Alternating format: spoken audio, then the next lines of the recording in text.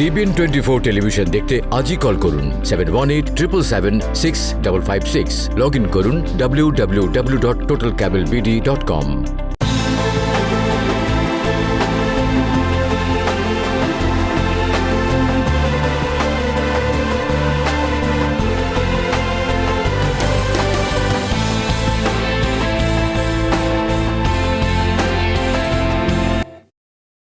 স্বাগত। দেখছেন TBN analysis, সঙ্গে আছি আমি সুলতানা রহমান। আপনারা জানেন আমাদের এই অনুষ্ঠানটিতে আমরা নিয়মিত চেষ্টা করি আপনাদের জীবনের সঙ্গে সম্পর্কিত বিভিন্ন প্রশ্নের উত্তর এবং পরামর্শ যাতে দিতে পারেন আমাদের ওই সমস্যা সংক্রান্ত যে এক্সপার্টরা রয়েছেন তাদেরকে নিয়ে আসার চেষ্টা করি। আজ আমার সঙ্গে রয়েছেন অ্যাটর্নি মাহফুজুর রহমান, আপনাকে স্বাগত জানাচ্ছি। আজ আমরা মূলত আলোচনা করব ইমিগ্রেশন নিয়ে। আমরা জানি ইমিগ্রেশন আমাদের জন্য সব সময়ের জন্যই একটা বার্নিং ইস্যু, আমাদের জীবনের সঙ্গে সবচেয়ে সম্পর্কিত ঘনিষ্ঠ একটি ইস্যু। এবং এই করোনার এই সময়টিতে ইমিগ্রেশনের অনেক কিছু স্থগিত হয়ে আছে এবং অনেকেই ইমিগ্রেশনের অনেক বিষয় নিয়ে সমস্যার মধ্যেও রয়েছেন। জনাব মাহফুজুর রহমান, আপনার কাছে জানতে চাই এই মুহূর্তে ইমিগ্রেশন ইস্যুতে বার্নিং কোন কোন পয়েন্টগুলো রয়েছে?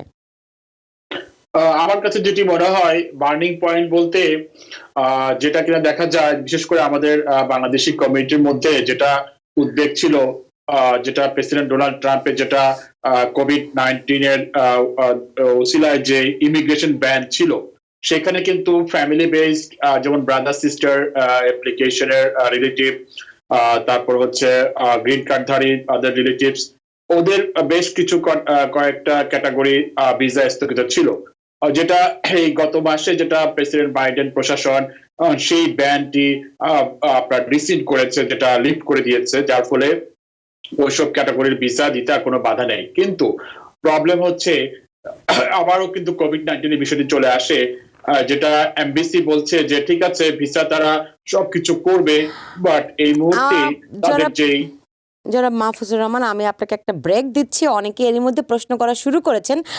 আমার মনে হয় আমি একটু দর্শকদের দুই একটা মতামত জানতে চাই।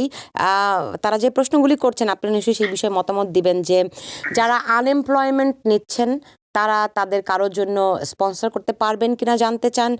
আনএমপ্লয়মেন্ট নেয়ার কারণে ইমিগ্রেশনে কোথাও কোনো সমস্যা হবে কিনা জানতে চান। এবং কয়েকটি ক্যাটাগরিতে আসলে ইমিগ্রেশন, যদিও জো বাইডেন সেগুলো সব খারিজ করে দিয়েছেন, তারপরে খুব স্লো, কোথাও কোথাও এখনও স্থবিরতা বিরাজ করছে।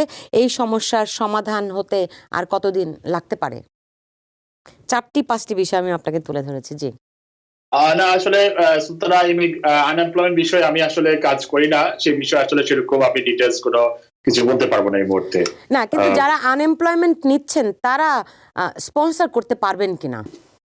আচ্ছা, সেটা যেটা হ্যাঁ, এটা অনেকেরই প্রশ্ন আছে। আনএমপ্লয়মেন্ট যারা নিচ্ছে তাদের কিন্তু যে এটা আনএমপ্লয়মেন্ট বেনিফিট, এই বেনিফিটটি কিন্তু টেকনিক্যালি ট্যাক্স রিটার্নে কিন্তু রিপোর্ট করা হচ্ছে, ওটাকে কিন্তু অ্যাডজাস্টেড গ্রস ইনকামের সাথে কিন্তু অ্যাড করা হচ্ছে। ওই আনএমপ্লয়মেন্ট বেনিফিটের ইনকাম সহ যদি অ্যাডজাস্টেড গ্রস ইনকাম যদি চলে আসে, যেটা প্রভার্টি গাইডলাইন 125% উপরে চলে আসে, অবশ্যই স্পন্সর করতে পারবে, এতে কোনো বাধা নেই। জি, আর আনএমপ্লয়মেন্ট বিষয় নিয়ে যদি ইমিগ্রেশনের উপর কোথাও কোনো প্রভাব পড়বে কিনা? যেটা ইউএসসিএস থেকে স্পষ্টভাবে বলা আছে, যেটা আনএমপ্লয়মেন্ট বেনিফিট যদি কেউ নিয়ে থাকে, এই ক্ষেত্রে কোনোভাবেই কোনো ইমিগ্রেশনের বেনিফিট থেকে ডিসকোয়ালিফিকেশন হবে না, নির্দ্বিধায় যে কোনো অ্যাপ্লিকেশন তারা পার্সু করতে পারবে। জি, আরেকটি বিষয়, যে এখন এই মুহূর্তে কোন বিষয়গুলো ইমিগ্রেশনের জন্য একটু প্রতিবন্ধক কিংবা একটু স্লো হয়ে দাঁড়িয়েছে? সেটা সবচেয়ে বড় হলো কোভিড-19, যেটা কিনা অ্যাপ্লিকেশন সেন্ড করলে বেশ ডিলে হয় রিসিভ লেটার পেতে, যেটা কিনা 2-1 মাস আগে খুব প্রচন্ড প্রকারে সেটা ডিলে ছিল, 3 মাসও লেগে যেত। এখন আমরা দেখতে পাচ্ছি এটার একটু টাইম ফ্রেমটা একটু কমে আসছে, 1-2 মাসের মধ্যে রিসিভ লেটার পাওয়া যাচ্ছে। আর এছাড়াও যে কনসুলার প্রসেসের ক্ষেত্রে এমবেসি গুলো এখনো 100% তাদের কার্যক্রম শুরু করতে পারেনি, এখনো দেখা যাচ্ছে তারা 25% থেকে 50% তারা কার্যক্রম করছে। দেখা যায় বেশিরভাগ অ্যাপ্লিকেশনের ক্ষেত্রে, ফর এক্সাম্পল ঢাকা এমবিসির ক্ষেত্রে বলবো যে যেসব কিছুক্ষণ আগে যেটা আমি বলছিলাম যে কোভিড-19 ইমিগ্রেশন ব্যান উঠিয়ে দেওয়ার পরে এখন যেহেতু ভাই বোনের অ্যাপ্লিকেশন আর অন্যান্য ফ্যামিলি বেস অ্যাপ্লিকেশন গুলোর ভিসা দেওয়ার ক্ষেত্রে কোনো বাধা নেই, সেক্ষেত্রে এমবিসি সবাই যেটা এক্সপেক্ট করছে যে হয়তো বা 1-2 মাসের মধ্যে ইন্টারভিউ স্কেডিউল করবে। কিন্তু আমরা দেখতে পাই যে এমবিসি থেকে যেটা রেসপন্স আসে, তারা বলে যে 3 থেকে 4 মাস যেন অপেক্ষা করি যেন কোনো ইন্টারভিউ স্কেডিউলের ক্ষেত্রে। জি, এমডি এইচ রহমান তিনি একটি প্রশ্ন করেছেন যে ফুড স্ট্যাম্প নিলে কি সিটিজেনশিপের সময় কোনো অসুবিধা হবে? সেটা অসুবিধা হওয়ার কোনো কারণ নেই। ফুড স্ট্যাম্প নিলেও উনি সিটিজেনশিপ পার্সু করতে পারবেন। জি, আমার সঙ্গে অনেক দর্শক আছেন টেলিফোনে। কে আছেন এই মুহূর্তে? নাম পরিচয় বলে প্রশ্ন করুন। হ্যালো, আসসালামু আলাইকুম। ওয়ালাইকুম আসসালাম, বলুন।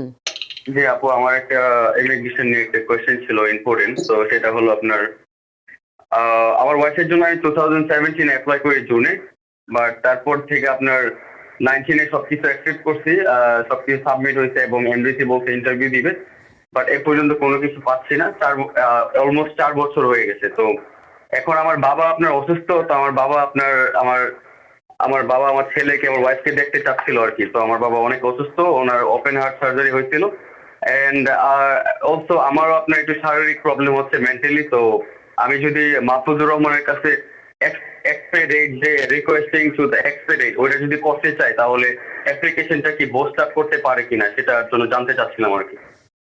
জি, ধন্যবাদ প্রশ্ন করার জন্য ভাইকে। আমরা যে ইস্যুটি নিয়ে আলোচনা করছিলাম সেই রিলেটেড প্রশ্ন করেছে, যেটা অ্যাংজাইটি কাজ করছে, কনসুলার প্রসেস গুলো ত্বরিতগতিতে হচ্ছে না। যেহেতু উনি গ্রিন কার্ড হোক অথবা সিটিজেন হোক, সেক্ষেত্রে উনি কিন্তু এই মুহূর্তে কিন্তু ওনার অ্যাপ্লিকেশনটি ইন্টারভিউ স্কেডিউল হয়ে যাওয়ার কথা, যেহেতু এখন কোনো ব্যান কার্যকর নেই। আর ইন্টারভিউর ক্ষেত্রে এটা এক্সপেক্ট করার একটা সুযোগ থাকে।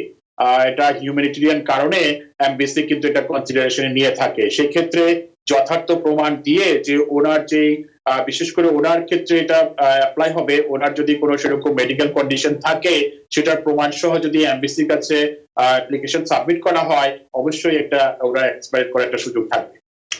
জি, দর্শক টেলিফোনে কে আছেন? নাম পরিচয় বলে প্রশ্ন করুন। আসসালামু আলাইকুম সুলতানা আপু। ওয়ালাইকুম আসসালাম, বলুন। মাহমুদুর রহমান ভাই কাছে সালাম। ওয়ালাইকুম আসসালাম। আচ্ছা আপু, আমি বলতে চাচ্ছি আমাদের দুইটা প্রশ্ন। একটা হলো আমি 2016 সালে আমেরিকাতে আসছি বাই রুটে। আমি অ্যাসাইলাম সাবমিট করছি 2016 সাল। এই পর্যন্ত 2বার আমার ডেট ক্যান্সেল হয়েছে, এখনো আর কোনো ডেট পড়ে নাই। এটা কতদিন সময় লাগতে পারে? আর সিটিজেনশিপ অ্যাক্ট 2021 আমাদের কোনো সুযোগ সুবিধা থাকবে কিনা, এটা একটা প্রশ্ন। আরেকটা প্রশ্ন হলো, আমি একটা স্টোরে জব করি, ওখানে আমার অনার আমার রিলেটিভ ভাই এবং বাগিনার জন্য স্পন্সর করতে চাচ্ছে। এখন ওটা করলে আসতে কতদিন সময় লাগবে এবং এক্ষেত্রে কোনো সমস্যা হবে কিনা, এডুকেশন লেভেলে কোনো সমস্যা হবে কিনা? এডুকেশন একটু কম। আপনার দুটি প্রশ্নেরই উত্তর দেবেন অ্যাটর্নি মাহফুজুর রহমান, কিন্তু একটি বিষয় আমাদেরকে সবসময় মনে রাখতে হবে, আমরা টিভিএন 24 সবসময় কিন্তু আপনাদেরকে বলি, আপনি যেই সিটিজেনশিপ অ্যাক্ট 2021 কথা বলেছেন, এটি এখনো আইনে পরিণত হয়নি। এটি একটি বিল হাউসে পাশ হয়েছে, এটি সেনেটে পাশ হতে হবে, তারপরে গিয়ে এটি আইনে পরিণত হবে। সুতরাং এটি এখনো প্রস্তাব কিংবা বিল আকারে রয়েছে, ফলে এমন ধারণা করার কারণ নেই যে এটি এখন থেকেই বাস্তবায়িত হচ্ছে। জি, অ্যাটর্নি মাহফুজুর রহমান। ধন্যবাদ প্রশ্ন করার জন্য। সুলতানা, আপনি যেমন অনুষ্ঠানের শুরুতে বলছিলেন যে ইমিগ্রেশনের আপডেট কি আছে, আমি তো বলেছিলাম ইউএসসিএস এবং কনসুলার প্রসেস গুলো। এখানে কিন্তু আরেকটা বিশাল একটা অংশ যে ইমিগ্রেশন কোড প্রসেসিং এর অবস্থা কি, সেটাও কিছু সংক্ষেপে বলতে চাই। ইমিগ্রেশন কোড গুলো কিন্তু এখনো 100% তাদের কার্যক্রম শুরু করে নেয়। বিশেষ করে নিউ ইয়র্ক সিটির ইমিগ্রেশন কোড কিন্তু এখনো তাদের আজকে কোভিড শুরু হওয়ার পর থেকে, গত বছর মার্চ 2020 থেকে এখনো এই মে পর্যন্ত কিন্তু তাদের শাটডাউন, এই কোর্টের কার্যক্রম শাটডাউন আছে। নন ডিটেইন অ্যাপ্লিকেন্টদের ক্ষেত্রে তারা ডিটেনশনে যারা আছে তাদের কেসগুলো তারা করছে। তো সেই ক্ষেত্রে দেখা যাচ্ছে যে যাদের কেসগুলো আজকে পেন্ডিং আছে ইমিগ্রেশন কোর্টে, সেগুলো কিন্তু বারবার তাদেরকে রিস্কেডিউল করতে হচ্ছে। ওনার ক্ষেত্রে কিন্তু তাই হয়েছে। তো সেই ক্ষেত্রে আসলে ওনার ক্ষেত্রে কেসের, ওই ধরনের কেসের ক্ষেত্রে এখনো প্রিডিকশন করে কিছু বলা যাচ্ছে না, কারণ এভরি মান্থ তাদের কোর্ট ক্লোজার সেটা এক্সটেনশন করছে। যেমন এখন মে 14 পর্যন্ত ইমিগ্রেশন কোর্ট গুলো বন্ধ আছে নিউ ইয়র্কের। তো ওনাকে ওনার লয়ারের সাথে ঘনিষ্ঠভাবে কাজ করতে হবে ফিউচার ডেটের জন্য। আর সিটিজেনশিপ 2021-এ উনি যেটা প্রশ্ন করেছে উনি এলিজিবল হবে কিনা, সুলতানা আপনি যথার্থভাবে বলেছেন ল এখনো পাস হয়নি, ওটা পাস হতে সময় লাগতে পারে। তো ইনকেস যদি পাস হয় তাহলে সেই ক্ষেত্রে কিন্তু সবার কথাই বলা আছে, আনডকুমেন্টেড যারা ইমিগ্রেন্ট এদেশে আছে সবাইকে কিন্তু ক্রাইটেরিয়াতে ফেলা হয়েছে। তো সেটা আমরা ল পাস হলেই কিন্তু এটা কনফার্ম ভাবে বলা যাবে। আর উনি আরেকটি যেটা প্রশ্ন করেছিল যে ওনার যে নেপিও মানে বাংলাদেশ থেকে স্পন্সর করতে চায় ওনার এমপ্লয়ার, অবশ্যই এমপ্লয়মেন্ট বেস এখানে ইমিগ্রেশন সিস্টেম আছে, সেটা EB1, EB2, EB3। উনি যদি নন স্কিল্ড হয় সেটা EB3 ক্যাটাগরি, সেক্ষেত্রে লেবার ডিপার্টমেন্ট থেকে সার্টিফিকেশন, লেবার সার্টিফিকেট অবটেইন করতে হবে। তারপরে উনি যদি বাংলাদেশেও থাকে স্টিল ইজ পসিবল সেটা স্পন্সর করা। জি, সুমাইয়া একটি প্রশ্ন করেছেন, তার মা B1 B2 ভিসা আছে 2021 পর্যন্ত জুনের, এবং I also applied for 130 and her case is now in the NVC. I submitted all the paperwork. My question is, can I bring my mom now and process the paperwork here in the USA because NVC taking longer time? ধন্যবাদ, উনি একটি চমৎকার প্রশ্ন করেছে। এটা স্বভাবতই কিন্তু ওনার মনে একটা চমৎকার একটা কৌতূহল জেগেছে, যেটা কিনা আমি বলবো আসলে এটা সম্ভব। উনি বর্তমান যে পরিস্থিতি, এমবিসি গুলো তাদের কার্যক্রম 100% কাজ করতে পারছে না। তো সেক্ষেত্রে যদি ওনার আম্মুর যদি আমেরিকাতে আসার সুযোগ থাকে, এদেশে এসে উনি কিন্তু অ্যাডজাস্টমেন্টের কাজ শুরু করতে পারে। ওই এনবিসির কেসটি অটোমেটিক সেটা অ্যাবান্ডন হয়ে যাবে, অথবা ওদেরকে জানিয়ে সেটা অ্যাবান্ডন করে দিতে পারে।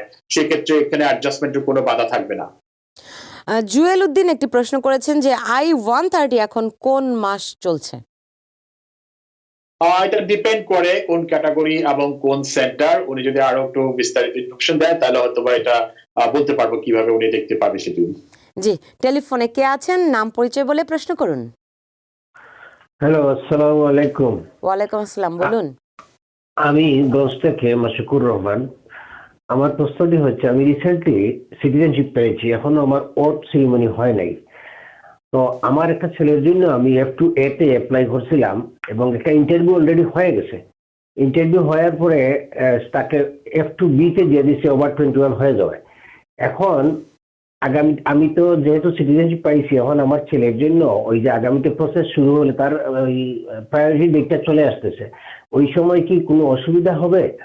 এবং আমি তো তার পিটিশনার, এই হিসাবে আমি কোনো আমার ছেলের জন্য কোনো বিলেতে পড়ে যাবো কিনা আমার সিটিজেনশিপের কারণে, কারণ যেহেতু আমি গ্রিন কার্ড হোল্ডার হিসাবে অ্যাপ্লাই করেছিলাম তার জন্য।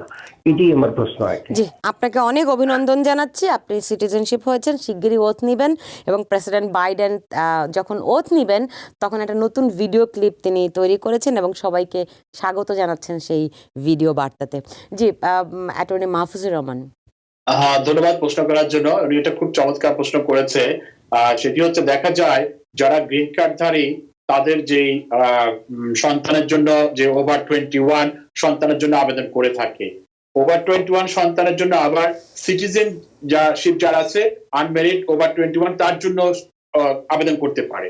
তো দুই ক্যাটাগরির আবেদন প্রায় সময় দেখা যায় একটার সাথে আরেকটা মিক্সড আপ হয়ে যায়। যেমন ওনার ক্ষেত্রে যেটি হয়েছে, উনি গ্রিন কার্ডধারী ছিল, উনি ওনার ওভার 21 সন্তানের জন্য আবেদন করেছে, এখন উনি দেখা যাচ্ছে উনি সিটিজেন হয়ে যাবে। ওনার সংখ্যা যে উনি যদি সিটিজেন হয়ে যায় উনি কি আবার সিটিজেন ওভার 21 সন্তানের ক্যাটাগরিতে পড়ে যাবে কিনা, এটা একটা খুব স্বভাবতই প্রশ্ন ওনার মনে জেগেছে। তা আমি বলবো সেটি সম্ভব, উনি ইচ্ছা করলে ক্যাটাগরি সুইচ করতে পারে, কিন্তু আইন বলে যে CSP এর রুল অনুযায়ী ইচ্ছা করলে উনি সিটিজেন হয়ে গেলেও উনি কিন্তু গ্রিন কার্ডধারী ওভার 21 সন্তানের অ্যাপ্লিকেশনে ওই স্ট্যাটাস বজায় রাখতে পারে। কারণ এই ক্ষেত্রে দেখা যায় ওই F2B ক্যাটাগরি 1 বছর অ্যাডভান্স আছে এটা F1 ক্যাটাগরি থেকে। তো সেক্ষেত্রে ওনার জন্য ওয়াইজ হবে যে উনি সিটিজেন হওয়ার পরও যেন অ্যাপ্লিকেশনটি F2B ক্যাটাগরিতে যেন প্রসিড করে। তা না হলে আবার নতুন করে যে তারিখে নতুন করে শুরু করবেন ওই তারিখ থেকে শুরু হবে, তাই তো? না, এক্ষেত্রে উনি যদি আপডেট করে ওনার সিটিজেনশিপ এবং ক্যাটাগরি চেঞ্জ করতে চায় F1, তাহলে অ্যাপ্লিকেশনটি বছর খানিক পিছিয়ে যাবে। জি জি, আমার সঙ্গে টেলিফোনে কে আছেন, নাম পরিচয় বলে প্রশ্ন করুন। আসসালামু আলাইকুম। ওয়ালাইকুম আমি আসসালাম। ফ্লোরিডা থেকে সুমন বলছি। আমার একটা প্রশ্ন হলো, আমার বাবা মা আমার সাথে থাকেন প্রায় 3 বছর যাবত, কিন্তু ওনারা কোনো আমার সাথেও ট্যাক্স ফাইল করেন না, ইন্ডিভিজুয়ালিও ট্যাক্স ফাইল করেন না। এখন আমার প্রশ্ন হলো, এটা যখন ওনাদের সিটিজেনের জন্য অ্যাপ্লাই করা হবে তখন কোনো সমস্যা হবে কিনা? আর আমার ট্যাক্স ফাইল না করার কারণ হলো ফ্লোরিডাতে কোনো মেডিকেড বা ইমিগ্রেন্টদের আদারে কোনো সুবিধা নাই। ওনারা যদি ট্যাক্স ফাইল করে, ওনারা দুজনেই শিখ, তাদেরকে অনেক টাকা মানে পে করতে হয়। এই জন্য অ্যাকচুয়ালি ট্যাক্স ফাইলটা করা হচ্ছে না। এটা সিটিজেনের সময় কোনো সমস্যা হবে কিনা, এটাই আমাদের মাহফুজুর রহমান স্যারের কাছে আমার জি। প্রশ্ন। ধন্যবাদ। জি, ধন্যবাদ প্রশ্ন করার জন্য। সিটিজেনশিপের একটি প্রশ্ন আছে, যখন কেউ সিটিজেনশিপ আবেদন করে ওখানে লেখা থাকে যে কখনো উনি ট্যাক্স পে করতে ব্যর্থ হয়েছে কিনা আমেরিকায়। দ্যাট মিনস হচ্ছে যখন উনি কাজ করেছে এবং ট্যাক্স পে করার এলিজিবল ছিল এবং ট্যাক্স পে করে নাই, সেটাই মিন করতে চায়। তো ওনার প্যারেন্টস এর ক্ষেত্রে যেটি যে ওরা যেহেতু কোনো কাজ করে না, সেক্ষেত্রে আইনগতভাবে ওনাদের রিকোয়ারমেন্টও নাই যে ট্যাক্স ফাইল করতে হবে ট্যাক্স রুল অনুযায়ী। তো সেক্ষেত্রে ট্যাক্স ফাইল করা ফেল হওয়ারও কোনো চান্স থাকলো না। তো সেক্ষেত্রে উনি সিটিজেনশিপ পেতে কোনো অসুবিধা হওয়ার কথা না। জি। টেলিফোনে কে আছেন, নাম পরিচয় বলে প্রশ্ন করুন। হ্যাঁ, আসসালামু আলাইকুম আপু, আমি বংশ থেকে বলছি। তো আমার একটা কোশ্চেন ছিল, আমি কয়েকদিন পর আবার আমার মা বাবার জন্য অ্যাপ্লাই করতে চাই। তো আমি যদি এখন ফুড স্ট্যাম্প নেই তাহলে কি অ্যাপ্লাই করার সময় কোনো প্রবলেম হবে? থ্যাংক ইউ, এটাই ছিল। জি, অনেক ধন্যবাদ অ্যাটর্নি মাহফুজুর রহমান। ধন্যবাদ ওনাকে প্রশ্ন করার জন্য। প্রশ্নটি অবশ্যই পাবলিক চার্জ রিলেটেড। আমরা হয়তোবা সবাই জানি, আপনাদের টিভিএন 24 এর মাধ্যমে আমরা যেটা সবাই জানি যে প্রেসিডেন্ট বাইডেনের যে প্রশাসন কিন্তু পাবলিক চার্জের রুলটি কিন্তু ট্রাম্পের যে রুল প্রণয়ন করেছিল সেটি কিন্তু তারা বাতিল করে দিয়েছে এবং সেটা পূর্ববর্তী রুলে চলে গিয়েছে। ওই রুল অনুযায়ী ফুড স্ট্যাম্প নিলে কোনো অসুবিধা হওয়ার কথা নেই, উনি ওনার রিলেটিভদেরকে সুন্দরভাবে স্পন্সর করতে পারবে। জি, এক মাহবুবুর রহমান তিনি প্রশ্ন করেছেন যে তিনি সিটিজেনশিপের জন্য অ্যাপ্লাই করেছেন 2020 সালের 27 মার্চ, কিন্তু এখন পর্যন্ত ফিঙ্গারপ্রিন্ট পাননি। মানে মোর দ্যান 1 ইয়ার হয়ে গেছে, কিন্তু ফিঙ্গারপ্রিন্টের জন্য কোনো লেটার পাননি। এখন কি করবেন? এটি আসলে সাধারণত কেউ সিটিজেনশিপ আবেদন করলে দেখা যায় 2-3 মাসের মধ্যে তারা ফিঙ্গারপ্রিন্ট তারা স্কেডিউল করে। কিন্তু কোভিড-19 এর কারণে ইউএসসিএস কিন্তু সেটা একটা ঘোষণা দিয়েছে যে তারা অনেক অ্যাপ্লিকেশনের ক্ষেত্রে তারা ফিঙ্গারপ্রিন্ট নিবে না। তারা যদি প্রিভিয়াস কোনো ফিঙ্গারপ্রিন্ট ক্যাপচার করতে পারে তারা নিবে না। তো সেই ক্ষেত্রে অবশ্যই ওনাকে নোটিফিকেশন দিবে, আর না হলে যখনই ওরা স্কেডিউল করবে ওনাকে সময় মতো নোটিফিকেশন করা হবে। অনেকেই একটি বিষয় জানতে চাচ্ছেন যে অ্যাসাইলাম যারা রয়েছেন তাদের জন্য কোনো ভালো খবর, নতুন খবর আছে কিনা? অ্যাসাইলাম যারা আছে সেরকম ভালো খবর আছে বলবো না, বাট আগের মতোই আছে আইন কানুন, যেটা কিনা আর অ্যাসাইলাম কেস যেগুলো কোর্টে যেটা পেন্ডিং আছে সেগুলো তো এখনো পেন্ডিং আছে, কারণ এখনো কোর্ট খুলেনি। সেক্ষেত্রে বলবো না যে খুব একটা আশাভঞ্জক নিউজ। সবাই একটা উদ্বেগের মধ্যে আছে কখন তাদের কেসগুলো সম্পূর্ণ হবে। পাশাপাশি যারা অ্যাফার্মেটিভ অ্যাপ্লিকেন্ট আপনার ইউএসসিএস এ অ্যাসাইলাম অফিসে অ্যাপ্লিকেশন গুলো পেন্ডিং আছে, সেক্ষেত্রেও কিন্তু আমরা খুব একটা কোনো এক্সপায়ার্ড সিচুয়েশন দেখতে পাই না। খুব লিমিটেড তারা কেসের ক্ষেত্রে ইন্টারভিউ স্কেডিউল করছে। তা আমার মনে হয় কোভিড-19 একটা বড় ধরনের বাধা হয়ে আছে অ্যাসাইলাম অ্যাপ্লিকেন্টদের ক্ষেত্রে, হয়তোবা কিছু সময় অপেক্ষা করা লাগতে পারে। জি, স্মৃতি রিচেল তিনি বলছেন যে তিনি কিভাবে টিভিএন 24-এ ফোন করতে পারেন। আপনি দেখতে পাচ্ছেন একটা টেলিফোন নাম্বার রয়েছে, এই নাম্বারটিতে ফোন করলেই পাবেন। অনেক দর্শক অপেক্ষা করছেন, একটু পেতে সমস্যা হতে পারে, বাট আপনি যদি ট্রাই করতে থাকেন অবশ্যই পেয়ে যাবেন। দর্শক কে আছেন, নাম পরিচয় বলে প্রশ্ন করুন। হ্যালো, আসসালামু আলাইকুম। ওয়ালাইকুম জি, আমি আসসালাম। নাদিয়া বলতেছি নিউ ইয়র্ক থেকে। আমার একটা ইমিগ্রেশন রিলেটেড কোয়েশ্চেন ছিল। আমার হাজবেন্ডের ইন্টারভিউ হয়েছে ফেব্রুয়ারি 16-তে। তাকে একটা ভিসা কোয়েশ্চেনারি দেওয়া হয় এবং সে সেটা একদিন পরেই সাবমিট করে দেয়। এখন পর্যন্ত আমরা প্রায় 1.5 মাস হয়ে যেতেছে, কিছুই শুনতেছি না এমবেসি থেকে। তো লাস্ট তার কেসটা মানে আপডেট হচ্ছে মার্চের 9 তারিখ। এখন আমরা কি করতে পারি, আর এটা কিসের জন্য দিয়ে থাকে বলে মনে হয়? ধন্যবাদ ওনাকে প্রশ্ন করার জন্য। এই যে কোয়েশ্চেনারি দিয়ে থাকে, অনেক কেসেই তারা দিয়ে থাকে যখন এমবেসি মনে করে যে কোনো অ্যাপ্লিকেন্টের আরো তাদের ফ্যামিলি অথবা তাদের কাজ এবং রেসিডেন্সির ব্যাপারে আরো ডিটেলস ইনফরমেশন দরকার, তারা কিন্তু এডিশনাল একটা কোয়েশ্চেনারি দিয়ে থাকে। ওই কোয়েশ্চেনারি পাওয়ার পরে তারা যদি সব ইনফরমেশন ভেরিফিকেশন করতে পারে অথবা স্যাটিসফ্যাকশন আসে, তখনই কিন্তু তারা ভিসা নেওয়ার জন্য অ্যাপ্লিকেন্টের কাছে রিকোয়েস্ট পাঠিয়ে থাকে। তো এক্ষেত্রে যেটি করণীয়, যেটা আপনার ন্যাশনাল এনবিসির যে ওয়েবসাইট আছে ক্যাক সিস্টেম, ওখানেও কিন্তু চেক করতে পারে অ্যাপ্লিকেশনের স্ট্যাটাস, যে ওখানে কি আছে, এছাড়া প্রোফাইলও চেক করতে পারে। ইঞ্জিনিয়ার খালেদ বিন সাইফুল্লাহ তিনি একটি প্রশ্ন করেছেন যে তিনি ওয়ার্ক পারমিটের জন্য অ্যাপ্লাই করেছেন, রিসিভ নোটিশও পেয়েছেন, কতদিন লাগতে পারে ওয়ার্ক পারমিট আসতে? এটা ডিপেন্ড করে, উনি যদি ইনিশিয়াল আবেদন হয়ে থাকে এবং অ্যাসাইলাম বেস হয়ে থাকে, ইনিশিয়াল আবেদনের ক্ষেত্রে ওরা 2 থেকে 3 মাস সময় নিয়ে থাকে। দর্শক কে আছেন টেলিফোনে, নাম পরিচয় বলে প্রশ্ন করুন। হ্যালো, জি বলুন, শুনতে পাচ্ছি। হ্যাঁ আপু, আসসালামু আলাইকুম। ওয়ালাইকুম আসসালাম, বলুন। আপু, আমার দুটো প্রশ্ন আছে টনি মাহফুজুর রহমানের সাথে। আমার প্রশ্নটা হলো যে আমার এক রিলেটিভ আপনি B1 B2 ভিসায়। হ্যালো, আমরা শুনতে পাচ্ছি, আপনি বলতে থাকুন। জি, হ্যাঁ, আমার এক রিলেটিভ গত সপ্তাহে B1 B2 ভিসায় আমেরিকা আসছে। এখন বাই দ্য ওয়ে আমি শুনতে পাচ্ছি যে কিভাবে যে সোশ্যাল সিকিউরিটি অফিসে গিয়ে ওয়ার্ক অথরাইজেশন জন্য অ্যাপ্লিকেশন করলে ওয়ার্ক অথরাইজেশন পাওয়া যায়, সে কথাটা কতটুকু সত্য এবং আমি যদি এটা করি কিভাবে করব, জি, দয়া করে আমাকে জানাইলে আমি অনেকটা খুশি হতাম। জি। আর আরেকটা প্রশ্ন, আমার আরেক relative DS 160 form fill up করছে আমেরিকা আসার জন্য, তার বাচ্চাদেরকে দেখার জন্য। এখন তার ইন্টারভিউ ডেট পড়ছে ডিসেম্বরের 23 তারিখ। এখন ওই ডেটটা কি আগায় একটু সামনে আনা যাবে কি না? যদি আনা যায় তাহলে এটা কিভাবে করতে হবে আমাকে একটু কাইন্ডলি পরামর্শ দিলে আমি উপকৃত হব। Thank you. আসসালামু আলাইকুম। ওয়ালাইকুম আসসালাম, আপনাকে অনেক ধন্যবাদ অ্যাটর্নি মাহফুজুর রহমান। ধন্যবাদ ওনাকে প্রশ্ন করার জন্য। এখানে আসলে উনি যেই কথাটি শুনেছে আমি বলবো সেটি আসলে কোনোভাবেই সত্য নয়।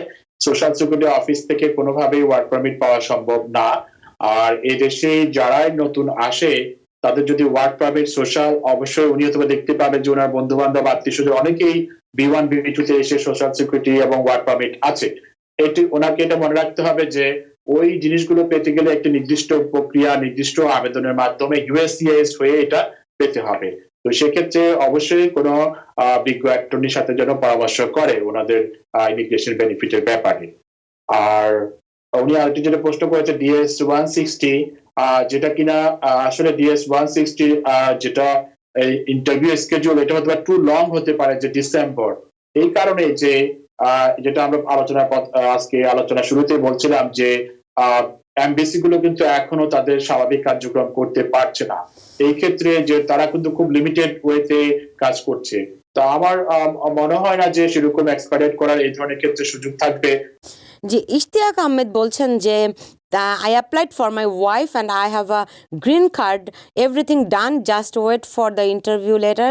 Can you please let me know how long it gonna be take? এটা এমবিসি যেটা বলছে এখন যে এই ধরনের আবেদনের ক্ষেত্রে অ্যাটলিস্ট 3 থেকে 4 মাস অপেক্ষা করার জন্য তারা একটা ধারণা দিয়ে রেখেছে। জি, টেলিফোনে কে আছেন, নাম পরিচয় বলে প্রশ্ন করুন। জি, আসসালামু আলাইকুম। আমার নাম আলম, আমি ভার্জিনিয়া থেকে বলছি।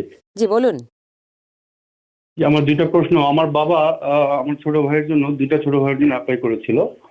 দুজনই আন্ডার 21 আনম্যারিড। তো একজনের ভিসা ইন্টারভিউর জন্য ওয়েট করছে ঢাকায়, আর একজনের হচ্ছে ওভার 21 হয়ে যাওয়ার কারণে ওটা এনবিসি আর প্রসেস করছে না, বলছে এটা এখন F24 ক্যাটাগরিতে চলে গেছে। আমার প্রশ্ন হচ্ছে এই F24 ক্যাটাগরি এটা কতদিন লাগতে পারে, যেহেতু ও এখন আনমেরিড আছে, বাট ওভার 21 হওয়ার কারণে এখন বন্ধ আছে প্রসেসিংটা। আর একটা প্রশ্ন হচ্ছে, ছোট ভাই যিনি ওয়েটিং ফর ইন্টারভিউ, ওর যদি ভিসা হয়ে যায় তাহলে ও আন্ডার 18, ও কি একা একা ইউএসএ ট্রাভেল করতে পারবে কিনা, মানে এখানে এয়ারপোর্টে কোনো সমস্যা হবে কিনা? জি, অ্যাটর্নি মাহফুজুর রহমান। ধন্যবাদ প্রশ্ন করার জন্য। যেটা ক্যাটাগরি যেটা চেঞ্জ হয়ে যায়, আমরা কিছুক্ষণ আগে একটা পোস্টে আলাপ করছিলাম, যখন এজ আউট হয়ে যায় এবং CSP এর রুল অনুযায়ী যদি এটা কোয়ালিফাই না করে, সেক্ষেত্রে দেখা যায় তারা ক্যাটাগরি চেঞ্জ করে দেয়। F2A থেকে F2B তে চলে গেলে এর বেশ একটা বড় ধরনের ধাক্কায় পেতে হয়, কারণ সেক্ষেত্রে 4-5 বছর এক্সট্রা সময় লাগে। সেক্ষেত্রে তো ওনাদের সেটা প্রায়োরিটির দিকে খেয়াল রাখতে হবে। যেমন বর্তমান প্রায়োরিটি হচ্ছে অক্টোবর 2015 যারা F2B ক্যাটাগরি আবেদন করেছে তাদের ভিসাগুলো ইস্যু করছে। তো সেই হিসাবে ওনাদের সময়টি ওনাদেরকে মাথা রাখতে হবে। আর মাইনরের ট্রাভেলের ক্ষেত্রে অবশ্যই এক কোম্পানি থাকতে হয়, তারপরেও ওনাদের যেটা উচিত হবে এয়ারলাইন্সের জন্য যেটা চেক করে নেয় যে উনি কত বয়স পর্যন্ত উনি একা ট্রাভেল করতে পারবে। জি, আমার সঙ্গে দর্শক অনেকে অপেক্ষা করছেন, ফেসবুকেও অনেকের প্রশ্ন আছে, কিন্তু আমাকে একটি বিরতিতে যেতে হবে। বিরতি থেকে ফিরে এসে এই সব বিষয়গুলো নিয়ে আলোচনা করব, আপনাদের সব প্রশ্নের উত্তর দেওয়ার চেষ্টা করব। নিচ্ছি ছোট্ট বিরতি। টিবিএন 24 টেলিভিশন দেখতে আজই কল করুন 7187776556। লগ ইন করুন www.totalcablebd.com। বিরতির পরে আরও একবার স্বাগত। দেখছেন টিবিএন অ্যানালাইসিস। আমি প্রথমে ফেসবুকের প্রশ্নে চলে যেতে চাই। সালমা আইরিন মোস্তফা তিনি লিখেছেন যে I applied for my brother in February 2008 সালে তিনি অ্যাপ্লাই করেছেন এবং কতদিন পর্যন্ত তাকে আসলে অপেক্ষা করতে হবে, কারণ তিনি এখনো পর্যন্ত কোনো ডকুমেন্টস পান নাই। বর্তমানে যারা ভাই বোনের ক্যাটাগরিতে আবেদন করেছিল তাদের অ্যাপ্লিকেশন গুলো যারা অক্টোবর 2007 আবেদন করেছিল ততটুকু পর্যন্ত এই ন্যাশনাল ভিসা সেন্টার তারা ওয়েলকাম লেটার সেন্ড করছে। তো ওনার আবেদনটি যেহেতু 2008, আমার মনে হয় আরো বছরখানেক সময় লাগবে। তো ইন দি মিন টাইম ওনার যেটা করণীয়, ন্যাশনাল ভিসা সেন্টারে ওনার যে কন্ট্যাক্ট ইনফরমেশন সেটির জন্য আপডেট রাখে। জি, টেলিফোনে কে আছেন? নাম পরিচয় বলে প্রশ্ন করুন। হ্যাঁ, আসসালামু আলাইকুম আপু। ওয়ালাইকুম আসসালাম, বলুন। হ্যাঁ, আমি রেহানা নিউ ইয়র্ক থেকে বলতেছি। ইমিগ্রেশন বিষয়ে 3টা প্রশ্ন আছে। জি, বলুন। হ্যাঁ, আমি গ্রিন কার্ড হোল্ডার। আমি আমার হাজবেন্ডের জন্য অ্যাপ্লাই করেছিলাম 2019 জুলাইয়ের 12 তারিখে। লেটার পাইছি জুলাইয়ের 25 তারিখে। আমার ফর্মটা হলো I-130 ক্যালিফোর্নিয়া সেন্টারে পড়ছে ওইটা। তো আমি এখনো পর্যন্ত কোনো অ্যাপ্রুভেল বা কোনো কিছুই পাই নাই, অ্যাপ্রুভেল আসে নাই, শুধু রিসিভ লেটারটা পাইছি। আর কোনো কিছু কম আছে কিনা এরকম বলে আমাকে কোনো চিঠি দেয় নাই আর কি। এখন আমি জানতে চাইছি যে ওটা কেন লেট হইতেছে, বা আমি কোনো লয়ার দেবো কিনা বা ওয়েট করবো আর করে দিন এটার জন্য। আর সেকেন্ড প্রশ্ন হলো, আমি সিটিজেনশিপের জন্য যদি অ্যাপ্লাই করি আর 5-6 মাস পরে আমার পাসপোর্টটা চলতেছে, আমার পাসপোর্টের ডেটটা চলে গেছে, এক্সপায়ার হয়ে গেছে, ওইটা কি আবার রিনিউ করতে হবে কি না সিটিজেনশিপের জন্য? আর থার্ড প্রশ্ন হলো, আমার আম্মা আমার ভাইয়ার জন্য অ্যাপ্লাই করছিল, আনমেরিড আমার ভাইয়া 2014-তে অ্যাপ্লাই করছিল। এখন সাপোর্ট সবকিছু চেয়েছে, ওরা দেয়া হয়েছে। এখন ওরা বলছে যে কোয়ালিফাই করছে সবকিছু কাগজপত্র। এখন সামহাও আমার আম্মা বদলি হয়ে গেছে নিউ ইয়র্ক থেকে মিশিগানে। এখন ও নিজের জন্য ডাক্তারের জন্য মেডিকেল ওনার আইডি কার্ড সবকিছু চেঞ্জ করে মিশিগানে অ্যাড্রেসটা দিয়ে দেয়, তাইলে কি কোনো প্রবলেম হবে কি না ওনার অ্যাপ্লাইতে? বা আমার যদি বাইয়ার অ্যাড্রেসটাও যদি এখন চেঞ্জ করতে চায়, ওর অ্যাড্রেস আমার নিউ ইয়র্কে ওটাই আছে, ওটা যদি চেঞ্জ করে অন্য কোনো অ্যাড্রেস দিতে চায় তাহলে ওনার অ্যাপ্লাইতে কোনো প্রবলেম হবে কি না? এই উত্তরগুলো যদি দিতেন। 3টি খুব গুরুতর প্রশ্ন, আশা করি অ্যাটর্নি মাহফুজুর রহমান 3টি আলাদা আলাদা করে উত্তর দেবেন। ধন্যবাদ ওনাকে প্রশ্ন করার জন্য। চমৎকার 3টি প্রশ্ন করেছে। প্রথম প্রশ্ন যদি উনি করেছে যে ওনার হাজবেন্ডের জন্য I-130 আবেদন করেছে, যেটা কিনা এখন ক্যালিফোর্নিয়া সার্ভিস সেন্টারে অবস্থান করছে, যেটা গ্রিন কার্ডধারী স্পাউসের ক্ষেত্রে কিন্তু একটু সময় লেগে থাকে, ক্ষেত্র বিশেষে 2 থেকে 2.5 বছর সময় লাগে। তারপরেও ওনাকে যেটি করতে হবে যে ক্যালিফোর্নিয়া সার্ভিস সেন্টারে গ্রিন কার্ডধারী তার স্পাউসের সময়কাল কত সেটি ইউএসএস ওয়েবসাইটে চেক করে দেখতে হবে। সেই সময়কালটি যদি তাদের টাইম ফ্রেমের বাইরে চলে যায় তাহলে সেক্ষেত্রে কিন্তু ওদেরকে একটা কোয়ারি পাঠাতে পারে ইউএসসিএস এ। আর তো সেই ক্ষেত্রে উনি চাইলে কোনো বিজ্ঞ অ্যাটর্নির সাথে পরামর্শ করতে পারে কিভাবে কেসটিকে এক্সপেডিট করা যায়। আর ওনার সিটিজেনশিপ আবেদনের ক্ষেত্রে পাসপোর্টের যে প্রশ্নটি করেছে, কোনো কিন্তু অফিসিয়াল ডকুমেন্ট টেকনিক্যালি কিন্তু আনএক্সপায়ার্ড থাকা বাঞ্ছনীয় নয়, সেটি কিন্তু আইনও ভঙ্গ হয়ে যায়। তো যেটা ওনার করণীয়, যদিও পাসপোর্ট রিনিউটা খুব একটা বড় ধরনের ফ্যাক্টর না সিটিজেনশিপ আবেদনে, তারপরে ওনার জন্য পরামর্শ রইল যে উনি যেন পাসপোর্ট রিনিউর আবেদন কার্যক্রম শুরু করে দেয়, তাহলে এতে উনি সেফ থাকবে সেটি। আর যেটি উনি থার্ড যে প্রশ্নটি করেছে সেটি হচ্ছে ওনার মা যে ওনার ভাইয়ের জন্য আবেদন করেছে, যেটা F2B ক্যাটাগরি সম্ভবত। তো সেই ক্ষেত্রে পিটিশনারের আমেরিকার ভিতরে মুভ করে কোনো বাধা নেই, উনি মুভ করতেই পারে।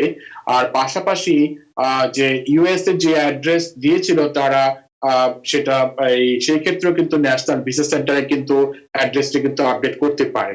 উনি যখন এদেশে ইমিগ্রেন্ট হয়ে আসবে, অ্যাড্রেসটি আপডেট করলে সেই অ্যাড্রেসেই কিন্তু গ্রিন কার্ডটি তারা প্রেরণ করবে। জি, রাজীব আনসারি তিনি বলছেন যে স্পাউস ভিসার জন্য প্রসেস করতে কতদিন লাগে? এটা ডিপেন্ড করে উনি কি আপনার সিটিজেনের স্পাউস না গ্রিন কার্ডের স্পাউস। যদি সিটিজেনের স্পাউস হয় সেক্ষেত্রে দেখা যায় বছর খানেকের মধ্যেও কিন্তু ইন্টারভিউ হয়ে যায়। আর গ্রিন কার্ডের স্পাউস হলে ক্ষেত্র বিশেষে 2 থেকে 2.5 বছর সময় লেগে যায়। জি, F4 ক্যাটাগরির জন্য সবাই বলছে যে এটার আপডেট কি আছে, এটি কি এখনো স্লো নাকি বন্ধ হয়ে আছে, এটার কোনো আপডেট আছে কিনা? না, এটা হচ্ছে যে বন্ধ নেই। F4 ক্যাটাগরি যেটা চালু হয়ে গেছে গত মাসেই, কোনো ব্যান আর এখন কার্যকর নেই।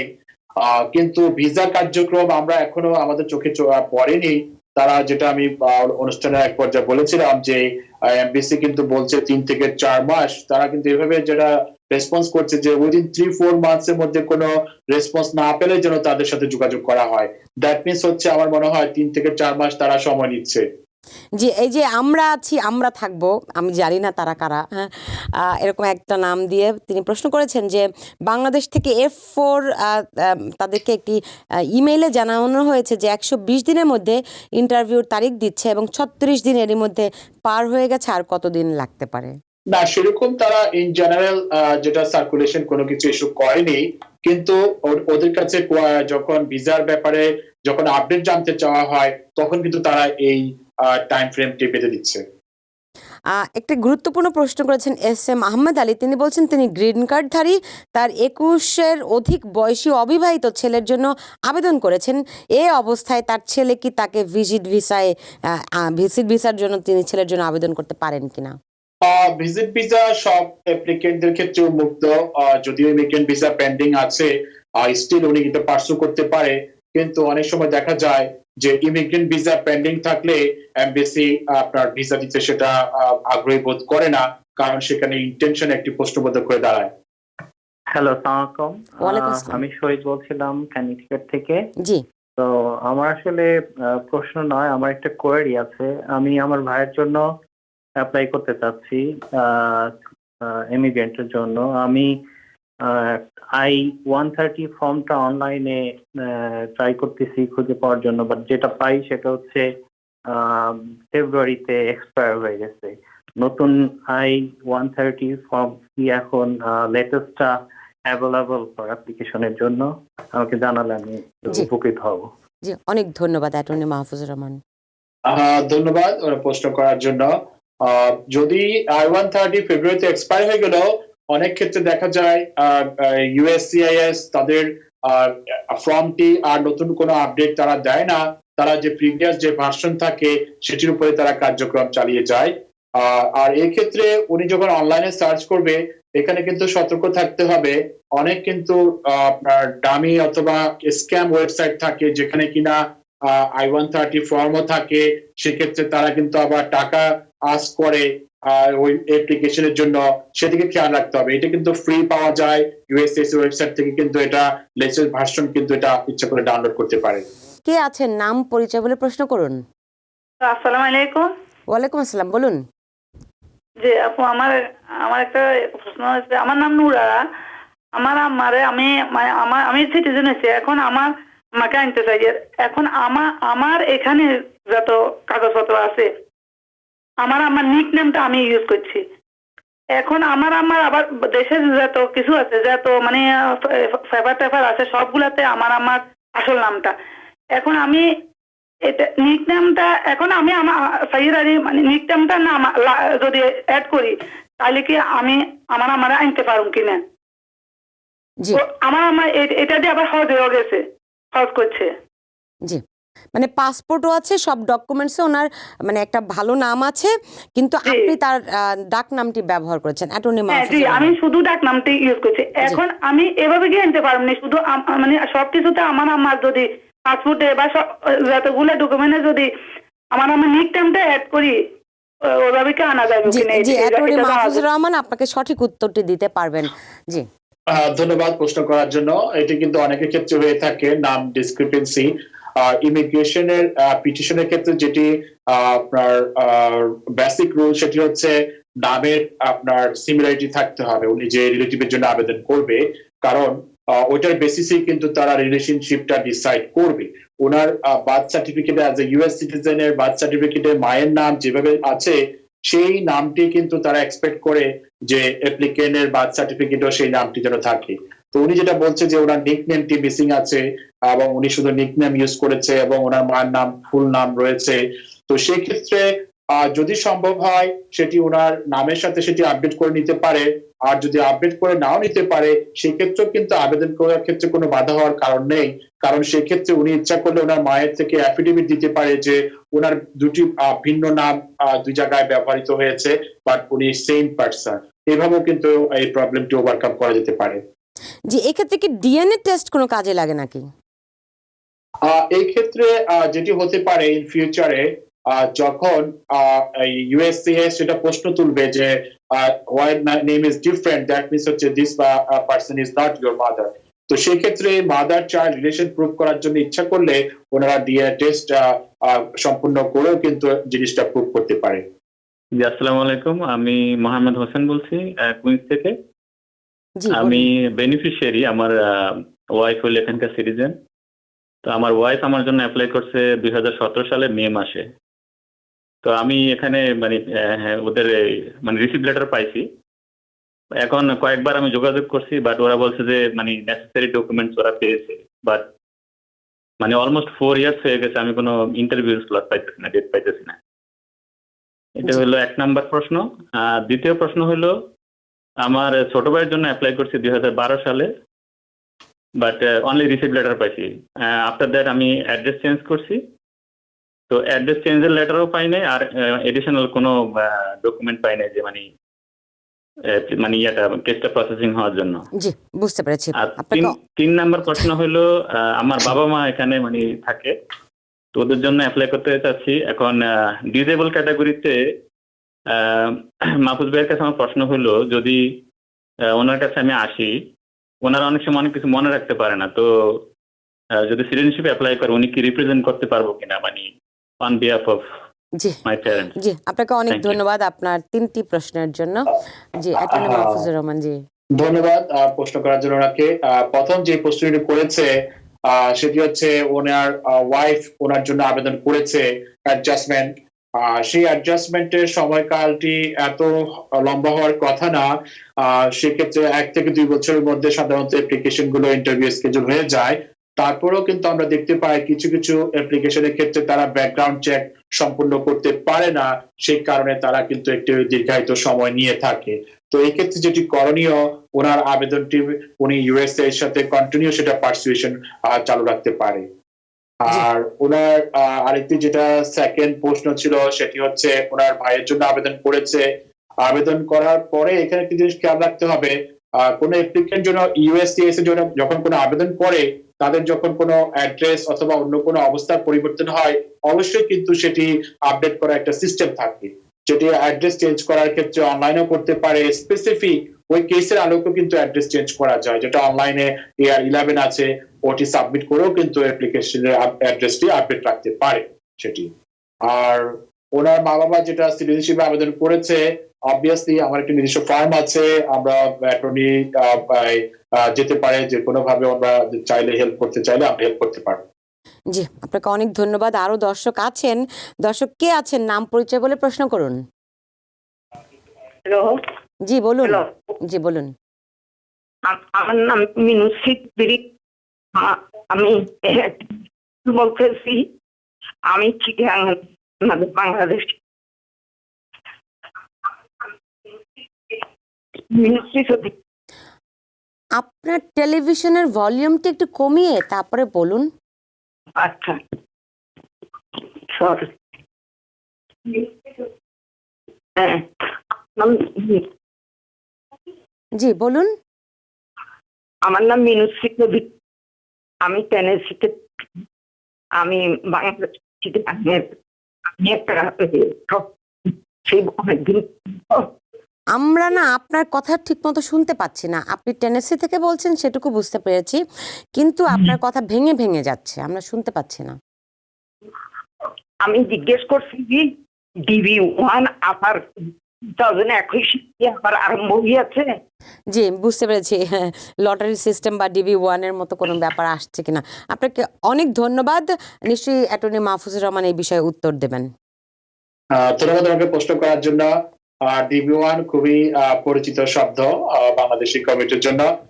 Unfortunately DB lottery visa Bangladesh qualify না। এটার কারণ হচ্ছে ডিবি যে লটারি যে 55,000 প্রতি বছর ইমিগ্রেট হয়, এটা সারা বিশ্বে যেসব কান্ট্রি থেকে বিগত 5 বছরে 50,000 এর কম ইমিগ্রেন্ট সেন্ড করেছে আমেরিকায়, সেসব কান্ট্রি এলিজিবল হবে। বাংলাদেশ যেহেতু দেখা যায় বিগত 5 বছরে তারা মোর দেন 50,000 ইমিগ্রেন্ট সেন্ড করেছে, সেক্ষেত্রে বাংলাদেশ আর এখন ওটা DB1 প্রোগ্রামের মধ্যে আর নেই। জি, অ্যাটর্নি মাহফুজুর রহমান, আপনাকে অনেক ধন্যবাদ জানাচ্ছি আমাদের সঙ্গে যুক্ত থাকার জন্য এবং দর্শকদের অনেক প্রয়োজনীয় গুরুত্বপূর্ণ প্রশ্নের উত্তর দেওয়ার জন্য। আপনি ভালো থাকুন। দর্শক, আপনারা যারা আমাদের সঙ্গে এতক্ষণ ছিলেন, আপনাদেরকে অনেক ধন্যবাদ এবং যে যেখানে আছেন সবাই ভালো থাকুন। থাকুন TVN 24 এর সঙ্গে।